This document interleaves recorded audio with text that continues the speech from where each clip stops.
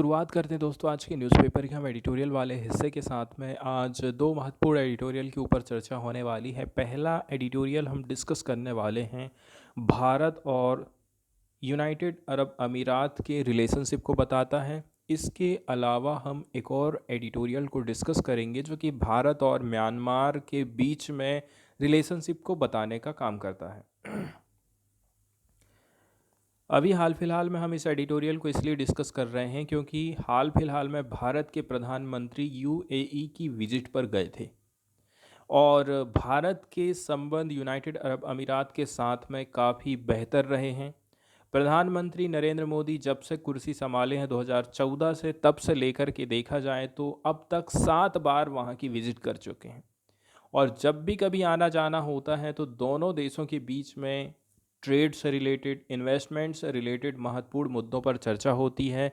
साथ ही साथ में कुछ जो अनसुलझे मुद्दे हैं उनको भी सुलझाने की कोशिश करी जाती है। तो यूनाइटेड अरब अमीरात की यदि हम बात करें तो सबसे पहले तो हम इसका मैप देख सकते हैं। खाड़ी देशों के अंतर्गत गल्फ ऑफ ओमान एंड उसी के किनारे में आप देखेंगे इसकी लोकेशन है। यूनाइटेड अरब अमीरात, शॉर्टकट में इसको यूएई बोलते हैं। एक तरफ तो ये सऊदी अरबिया से घिरा हुआ है, दूसरी तरफ ओमान से ये घिरा हुआ है। ये इसकी स्ट्रेटजिक लोकेशन है। अब हम एडिटोरियल की बात करते हैं तो देखिए, पहली नज़र में यदि हम प्रधानमंत्री नरेंद्र मोदी की विजिट को देखें, पिछले हफ्ते का यूएई का दौरा देखें, तो ठीक वैसे ही लगेगा जैसे किसी अन्य देश के वे दौरा करते रहते हैं। लेकिन ये जो दौरा हुआ है 2014 के बाद से 7वें नंबर का दौरा था। खाड़ी के किसी अन्य देश की तुलना में यूएई की ज़्यादा प्रमुखता बताता है, ज़्यादा महत्व को बताता है एंड सरकार की इच्छा को भी ये बताता है कि हम दूसरे देशों से कहीं ज़्यादा यहाँ पर इम्पोर्टेंस देते हैं। अब प्रधानमंत्री नरेंद्र मोदी यूनाइटेड अरब अमीरात की विज़िट किए हैं। इसके दो बड़े बड़े मेन रीज़न बताए जा रहे हैं। एक तो इनको वर्ल्ड गवर्नमेंट समिट दुबई में, ये रही दुबई की लोकेशन, यहाँ पर इस समिट को ये संबोधन करेंगे। साथ ही साथ सेकेंड नंबर का जो काम रहा था वो था आबू धाबी के पहले हिंदू मंदिर का वो उद्घाटन करने वाले थे। ये आप देख सकते हैं मैप में, आप आबू धाबी इसकी कैपिटल है। आगे राइटर का कहना है कि देखिए, जिस स्पीड से हमने सेपा के ऊपर काम किया था 2022 में, मतलब सेपा का फुल फॉर्म यदि देखें तो कम्प्रहेंसिव इकोनॉमिक पार्टनरशिप एग्रीमेंट इसको बोला जाता है और यदि हम इसको हिंदी में बोलें, व्यापक आर्थिक साझेदारी समझौता इसको बोला जाता है। ठीक उसी प्रकार की स्पीड में हम काम किए हैं बायलैटरल इन्वेस्टमेंट ट्रीटी के ऊपर। इसी के चलते चलते यूएई ना सिर्फ ऐसा पहला देश बन गया है जिसके साथ में मोदी सरकार ने इन समझौतों पर साइन किए हैं, बल्कि इकलौता देश ऐसा भी बन गया है जिसके साथ भारत ने व्यापार साथ ही साथ इन्वेस्टमेंट दोनों के साथ में समझौता किया है, दोनों के साथ एग्रीमेंट हुए हैं। ट्रेड रिलेशनशिप की यदि हम बात करें तो यूनाइटेड अरब अमीरात आज के समय में इंडिया का तीसरे नंबर का लार्जेस्ट ट्रेडिंग पार्टनर माना जाता है एंड इंडिया का सेकंड लार्जेस्ट एक्सपोर्ट डेस्टिनेशन है and fourth largest source of FDI माना जाता है। भारत की तरफ से भारत मार्ट का इनॉग्रेशन किया जाएगा इंडियन एमएसएमई के साथ में एंड ये भी एक्सपेक्ट किया जा रहा है कि इससे जो ट्रेड की टाइस है वो मजबूत होंगी। एंड एक और जो सेकंड नंबर का एग्रीमेंट मुद्दा है यहाँ पर एग्रीमेंट का रहा है, जो कि टेक्नोलॉजिकल टाइस के साथ में डील करता है, जिसके माध्यम से डिजिटल इंफ्रास्ट्रक्चर खड़ा किया जाएगा, रिसर्च एंड डेवलपमेंट के ऊपर काम किया जाएगा, एनर्जी सिक्योरिटी के ऊपर एंड ग्रीन हाइड्रोजन के ऊपर फोकस होगा, एनर्जी स्टोरेज के ऊपर काम किया जाएगा and digital cross payment system लाया जाना है। तीसरे नंबर की एग्रीमेंट की यदि हम बात करें तो ये agreement inter governmental framework on the India middle east economic corridor के ऊपर है, जो कि चाइना को काउंटर करने के लिए बनाया गया है। इस प्रकार से ये सारी चीज़ें मल्टीलेटरल कोऑपरेशन का काम करती हैं दोनों कंट्रीज़ के बीच में एंड कोऑर्डिनेट करती हैं दोनों कंट्री 2U2 इनिशिएटिव के माध्यम से विथ द यूएस, इजराइल, साथ में कौन कौन है, यूएस एंड इजराइल भी हमारे साथ में है। And from 2024 will cooperate with the BRICS framework. इसके अलावा यदि 2024 से ही हम बात करें तो ये कोऑपरेट करके काम करेंगे ब्रिक्स फ्रेमवर्क के ऊपर, एंड क्योंकि अब यूएई भी इसका एक मेंबर बन गया है। फाइनली यदि हम बात करें इजराइल गाजा ऑपरेशंस के ऊपर, यहाँ पर डिस्कशन हुआ है, एंड रेड सी अटैक के ऊपर बातचीत हुई है। ये सारी चीज़ इंडिकेट करती हैं कि जो रीजन है वो कन्फ्लिक्ट से प्रभावित हो रहा है। क्यों नहीं प्रभावित होगा, क्योंकि यहाँ से जो आने जाने वाले जहाज़ हैं ना, उनको लूटा जा रहा है, उनके ऊपर अटैक किए जा रहे हैं, ट्रेड यहाँ से प्रभावित हो रहा है। इसके बाद भारत और यूनाइटेड अरब अमीरात की टाइस को बताया जाता है कि दोनों देशों के बीच का जो रिश्ता है कितना ऐतिहासिक है, कितना सांस्कृतिक जुड़ाव है भारत और यूनाइटेड अरब अमीरात के बीच में। सदियों पहले से समुद्री व्यापार दोनों देशों के बीच में होता था, एंड भारत के पास आज के समय में भी वहाँ से लोग पैसा भेजते हैं, मतलब हमारे देश के बहुत सारे लोग कमाई करने के लिए जाते हैं, और इसका 18% योगदान है। तो बोला जा रहा है कि जो वहाँ पर इंडियन डिस्पोरा काम करने जा रहे हैं वो 18% इंडिया के ग्लोबल रिमिटेंस का हिस्सेदारी रखते हैं। दुनिया भर में जितने भी पैसा भेज रहे हैं उसका 18% हिस्सा यूएई से ही आ रहा है हमारे देश में।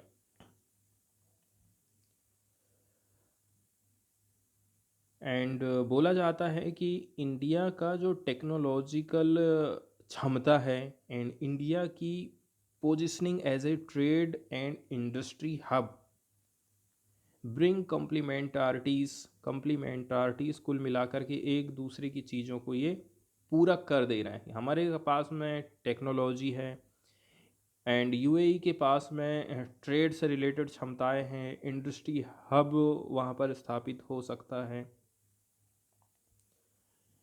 And the changes in their polity and societies bring possible fiction point. लेकिन राजनीतिक यदि चेंजेस आते हैं, सरकारें बदलती हैं, तो ये सारी चीज़ें भी प्रभावित होती हैं, एक दूसरे के संबंध प्रभावित होते हैं। चूँकि धार्मिक राजतंत्र यूएई अपने शासन को लोकतांत्रिक बनाना चाहता है और ज़्यादा सोचता है कि मल्टीलैटरल व्यवस्था होना चाहिए, जैसे कि उसने आबू धाबी में मंदिर बनाने के लिए अनुमति दे दी है, जमीन दान दे दिया था। उसने भारत में बहुसंख्यकवाद और सांप्रदायिक ताकतों के उदय पर चिंता जताई है। लेकिन इंडिया में थोड़ा सा हट कर के जो चीज़ें हो रही हैं इसके ऊपर उन्होंने चिंता जताई है। इस लिहाज से आबू धाबी में मोदी के जो भाषण रहे थे, अरब सागर के दो किनारों पर बसे दोनों देशों के बीच में सबसे महत्वपूर्ण रिलेशनशिप हो सकती है। एंड मेन बात यह है कि आबू धाबी में मोदी ने सहिष्णुता और बहुलतावाद के परस्पर मूल्यों और मानवता की साझी विरासत पर काफ़ी जोर दिया था। शेयर्ड हेरिटेज ह्यूमैनिटी के ऊपर फोकस हुआ है, and mutual values of tolerance and pluralism के ऊपर फोकस किया गया था भाषण में। इसके बाद वाला जो एडिटोरियल है ये भारत और म्यांमार के रिलेशनशिप को बताता है। यहाँ पर हम चर्चा करने वाले हैं कि अभी कुछ कुछ जो एरिया है म्यांमार एंड भारत का, जो बॉर्डर वाला एरिया है, यहाँ पर उस समय में जब काफ़ी समय पहले की बात है, यहाँ पर जब सीमा खींची गई ना म्यांमार और इंडिया के बीच में, तो उस समय में क्या हुआ, कुछ लोगों की फैमिली वाले उधर रह गए, कुछ लोगों की फैमिली वाले इधर रह गए। तो पार्टिकुलरली इस पहाड़ी रीजन में आदिवासी लोग रहते हैं, और उन लोगों को ज़्यादा दिक्कत ना हो करके उस समय में ये कानून चला था कि हम यहाँ पर फेंसिंग नहीं करने वाले हैं। 10-15 किलोमीटर इधर फ्री चल लो, 10-15 किलोमीटर फ्री उधर मूवमेंट कर लीजिए। तो इस प्रकार से जो आदिवासी लोग हैं उनका मूवमेंट यदि हो रहा है तो इंडिया को इससे कोई खतरा नहीं था। लेकिन आज के समय में अभी हाल फिलहाल में मणिपुर में हिंसा हुई है, और वहाँ के कुछ लोग डिमांड करने लग गए हैं कि भाई यहाँ से ये लोग बाहर से आ कर के बस रहे हैं, हमारे लिए जो रोज़गार है उसको ख़त्म कर रहे हैं, संसाधनों को ख़त्म कर रहे हैं। कुछ कुछ लोगों की डिमांड यहाँ पर उठ रही है। और फिर सरकार की कान में ये भनक पड़ गई है और सरकार ने बोल दिया कि नहीं, अब हम यहाँ पर फेंसिंग करवाएंगे, जो फ्री मूवमेंट है ना अब वो होने वाला नहीं है, ऐसा सरकार का कहना है। लेकिन भारत और म्यांमार के बीच में जो मुक्त आवाजाही की व्यवस्था रही है, तो इससे भारत को नुकसान नहीं है, इससे बल्कि भारत को फायदा ही है, ऐसा राइटर का कहना है। किसी भी देश की पहचान उसकी सीमाओं से नहीं होती है, बल्कि उस देश में रहने वाले लोगों से होती है। ठीक है, ये खाली कहावत बस नहीं है, बल्कि राष्ट्र निर्माण और जीवन निर्वाह से जुड़ा एक नज़रिया भी है, खासकर एक ऐसे देश के लिए जो कि औपनिवेशिक शासन के चंगुल से बाहर बाहर आया है, अंग्रेजों के राज से बाहर आया है। इसलिए पड़ोसी देशों के साथ रिश्ते और सरहदों का विचार न सिर्फ अंग्रेजों के काल के बाद राष्ट्र राज्य के लिए देश की सुरक्षा के हितों से जुड़ा था, बल्कि हम उस सीमावर्ती इलाके के लोगों के लिए भी भलाई करना चाहते थे। लेकिन गृह मंत्री अमित शाह ने ऐलान कर दिया कि 2018 से म्यांमार की सीमा से लगे भारतीय राज्यों में फ्री मूवमेंट रिजीम को हम ख़त्म कर देंगे और यहाँ पर हम एक बाड़ लगाएंगे। तो वो निश्चित रूप से ये चीज़ भूल गए हैं। देखिए, अभी ये जो व्यवस्था ख़त्म करने की मांग है, यहाँ पर फेंसिंग लगाने की ज़रूरत है ना, वो यही है कि दोनों देशों के बीच में कहीं कहीं पर क्या हो रहा है, ट्रेड जो हो रहा है, जैसे गांजा, दारू और भी अन्य चीज़, ड्रग्स की आवाजाही हो रही है, या फिर हो सकता है कि यहाँ पर इंसानों की भी तस्करी होती हो, खरीद बिक्री होती हो, लड़कियों की खरीदी बिक्री होती हो। तो कुल मिला के नशीले पदार्थों की आवाजाही हो रही है इस रास्ते से, ऐसे आरोप लगाए जाते हैं। एंड कुछ जो विद्रोही गुट है ना, ये लोग म्यांमार में जाकर के अपना अड्डा बना रहे हैं।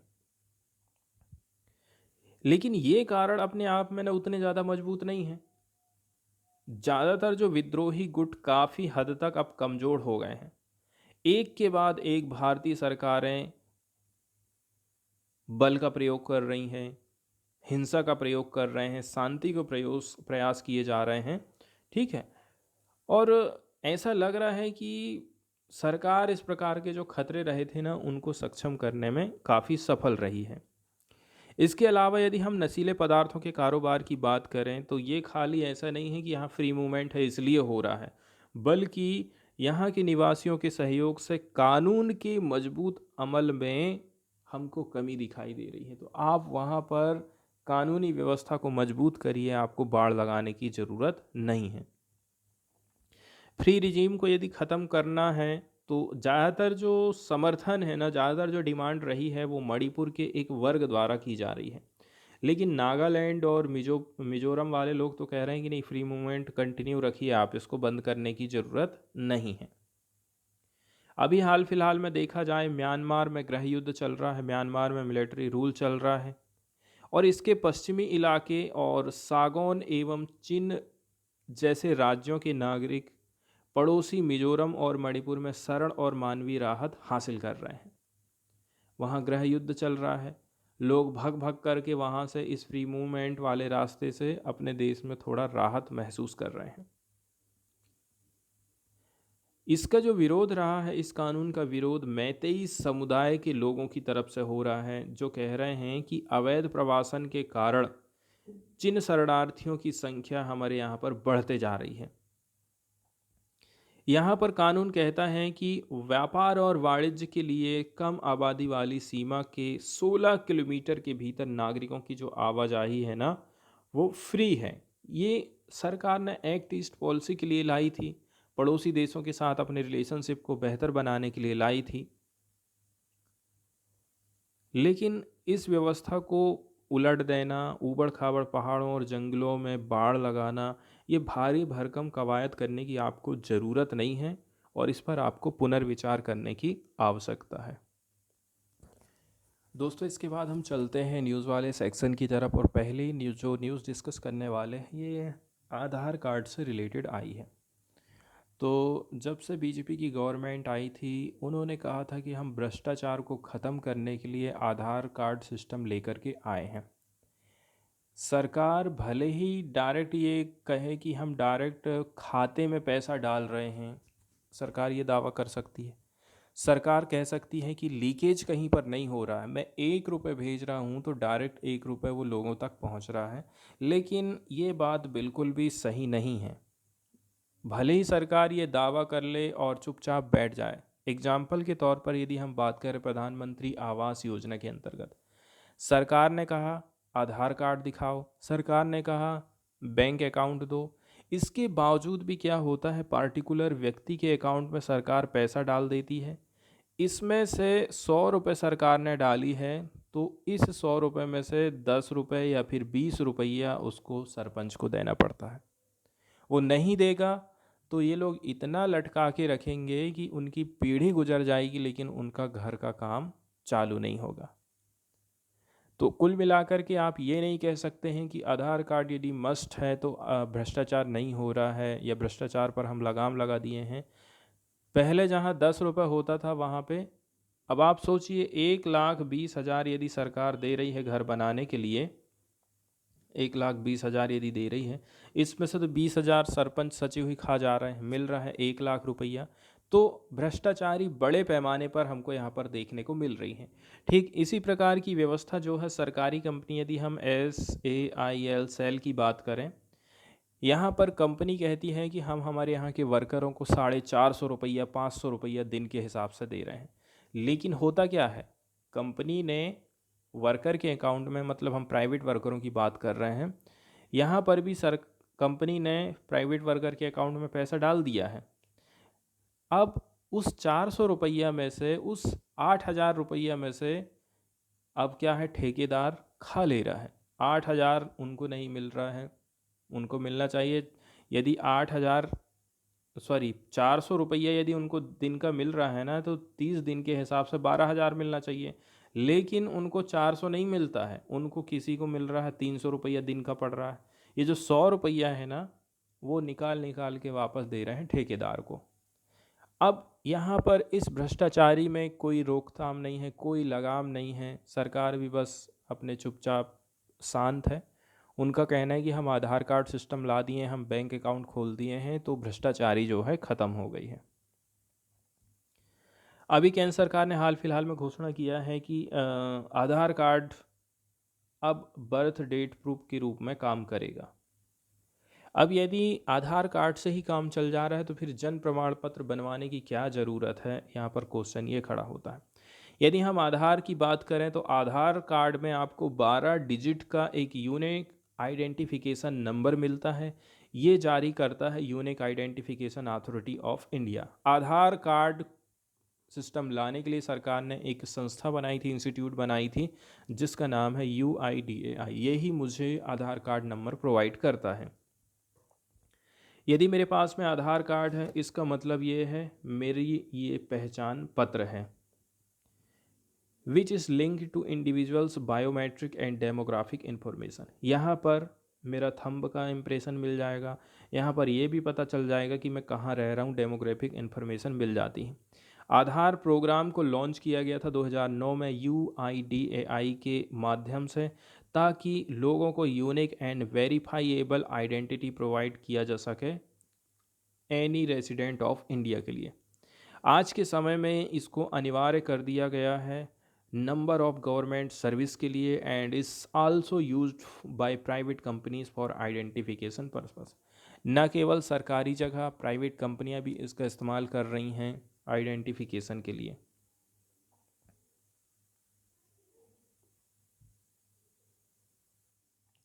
एक चीज़ जो हमारे लिए यहाँ पर सबसे इम्पोर्टेंट चीज़ है वो ये है कि जो एक संस्था बनाई गई थी UIDAI, तो इसके लिए कानून आया था 2016 का आधार एक्ट कानून।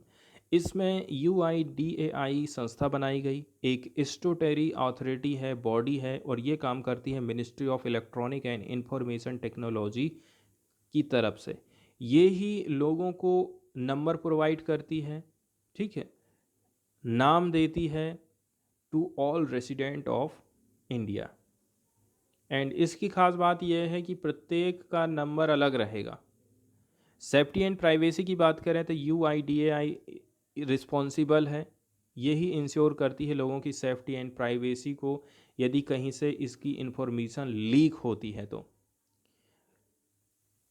पनिशमेंट एंड फाइन की यदि हम बात करें, यदि आपके आधार का अनएक्सेस यूज़ हो रहा है, आधार डेटाबेस का मिसयूज़ नहीं किया जा सकता है, यदि ऐसा होता है तो पेनाल्टी लगेगी, ठीक है। एंड जेल रहेगा 3 साल तक का, एंड मिनिमम फाइन लग सकता है 10 लाख रुपये का।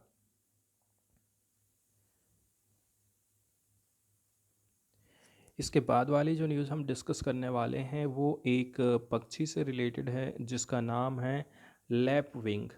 तो इसके आईयूसीएन स्टेटस की बात करें तो क्रिटिकली इंडेंजर्ड की कैटेगरी में इसको रखा गया है। एंड विंटर के टाइम में ये इंडिया की तरफ आते हैं ठंड से बचने के लिए, ठंडे प्रदेशों से हमारे देश की तरफ आते हैं गर्म प्रदेश की तरफ। करंट आईयूसीएन क्लासिफिकेशन की बात करें तो वो है CRA3BC। इसका मतलब ये है जो पॉपुलेशन है, ऐसा एक्सपेक्ट किया जा रहा है कि इसकी जो पॉपुलेशन है ये डिक्लाइन होने वाली है आने वाले नेक्स्ट डिकेड में लगभग 80%।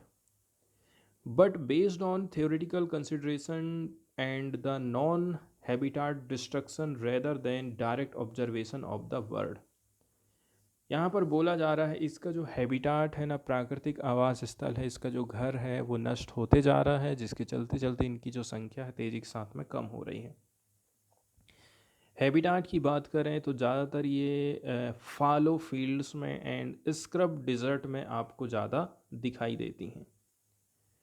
रेंज की बात करें कहाँ कहाँ पर, जैसे सेंट्रल एशिया है, मिडल ईस्ट है, अरेबियन पेनिसुला में ये पाए जाते हैं। Kazakhstan, Russia, Kyrgyzstan, Tajikistan, Uzbekistan, Turkmenistan, Afghanistan, Armenia, Georgia, Azerbaijan, Iran, Iraq, Saudi Arabia, Syria, तुर्की, Egypt, India, Pakistan and Oman में ये पाए जाते हैं। एंड इंडिया में आपको कुछ कुछ जगह पर ही देखने को मिलेंगे, जैसे कि नॉर्थ वाला हिस्सा, उत्तर और पश्चिम वाला हिस्सा है।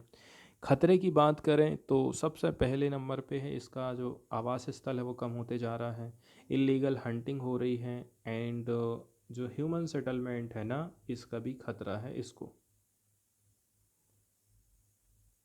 वहीं यदि हम न्यूज़ की बात करें ना तो देखिए अभी ये जो पक्षी है हाल फिलहाल में देखा जाए तो अभी न्यू लैपिंग ऑब्जर्व किया गया है वारंगल लेक में पहली बार इंडिया में, इसलिए हम इसकी न्यूज़ यहाँ पर डिस्कस कर रहे हैं। बर्ड वाचिंग टीम जो कि तेलंगाना से है, संडे के दिन इन्होंने स्पॉट किया है वारंगल में एक एस्पर विंग्ड लैपिंग को, एंड बोला जा रहा है कि ये अपने आप में पहला टाइप का है जो कि इंडिया में देखा गया है।